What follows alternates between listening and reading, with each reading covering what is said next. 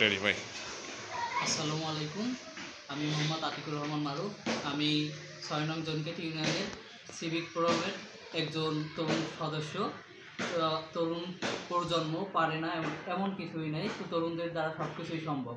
তো জলবায়ু সচেতন ও আমাদের এই সিভিক ফোরামের মাধ্যমে আমরা আমাদের ইউনিয়নে বিভিন্ন সমস্যার সমাধান করার চেষ্টা করেছি এবং কিছু করেওছি। তো করেছি এর ভিতরে একটা হচ্ছে আমাদের এখানে যে আমাদের লোহানী ব্রিজ থেকে দক্ষিণ সাগরিক সাগর পর্যন্ত এখানে 100 কিলোমিটারের বেশি একটা রাস্তা, মূল মেইন রাস্তা, এটার কাজ শুরু করে এটা কিছুদিন কাজ করার পরে তারপরে রাস্তাটা পুরোপুরি মেরামত না করে রাস্তার কাজ বন্ধ হয়ে যায়। বন্ধ হয়ে যাওয়ার পরে এখানে স্কুল ছাত্র বা এলাকার লোকজন সব যাত্রীদের চলাচলে অসুবিধা হয়। এই জন্য আমরা আমাদের ইউনিয়ন পরিষদকে, তারপর আমাদের এলাকার লোকজনকে আমাদের সিভিক ফোরামের মাধ্যমে তাদেরকে সচেতন করি। তাদেরকে সচেতন করার মাধ্যমে আমরা এটা নিয়ে একটা আন্দোলন করি, রাস্তার একটা সমাবেশ করি, রাস্তা আটকিয়ে দিয়ে একটা মানববন্ধন করি। তো এখানে আমরা আমাদের যে ধুলাবালি, রাস্তা ভাঙার কারণে যে ধুলাবালি হয়, তারপরে যানবাহন চলাচলে অসুবিধা হয়, রোজ রোজ অ্যাক্সিডেন্ট হয়, এগুলো নিয়ে আমরা তখন আলোচনা করি। আলোচনা করার পরে আমরা বিভিন্ন মিডিয়া কাভারেজ করি, বিভিন্ন নিউজ পত্রিকায় আমাদের এই খবরগুলো ছড়িয়ে দেই। তারপরে বিভিন্ন টিভি চ্যানেলও এগুলো দিয়ে নিউজ হয়েছিল। তারপরে এগুলো দেখার পরে আমাদের পটুয়াখালীর যে প্রশাসক মহোদয়, জেলা প্রশাসক মহোদয়, সে এ বিষয়ে সচেতন হয়। তারপরে তিনি এলজিডি মহোদয়কে সচেতন করেন।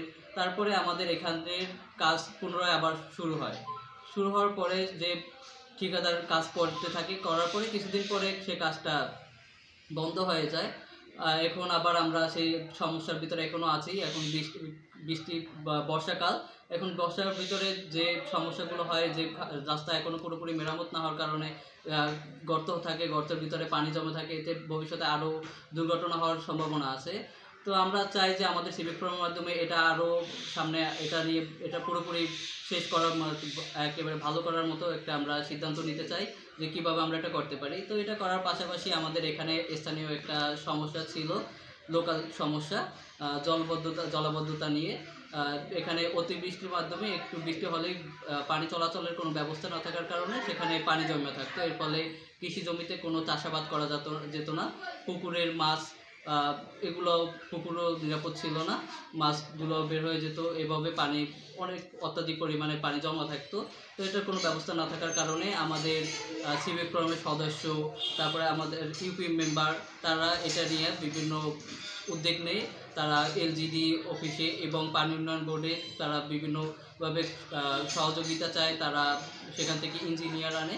তারপরে যারা এখানে মূলত ব্যক্তি মালিকানাধীন জায়গা, তারা জায়গা দিতে অনিশ্চিত থাকা সত্ত্বেও তারা তাদেরকে বিভিন্ন কৌশলে বুঝিয়ে তাদেরকে বাধ্য করে তারপরে সেখান থেকে পানি চলাচলের একটি ড্রেন তৈরি করে দেয়।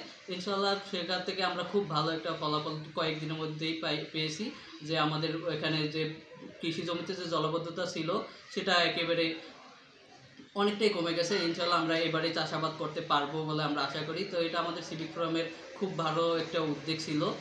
আমরা চাই আমাদের সিভিক ফোরামের মাধ্যমে আরও আমরা যে সমস্যাগুলো আছে জলবায়ু সুশাসনের, আমরা সেগুলো করব। পাশাপাশি যে এলাকার ভিতরে, আমাদের ইউনিয়নের ভিতরে যদি কোনো সমস্যা থাকে সেগুলো আমরা চিহ্নিত করব এবং করার চেষ্টা করব। আর সিভিক ফোরামকে ধন্যবাদ আমাদেরকে এভাবে কাজের সহযোগিতা করার জন্য, আর আমাদেরকে তারা এভাবে পরামর্শ দিয়ে সহযোগিতা করার জন্য।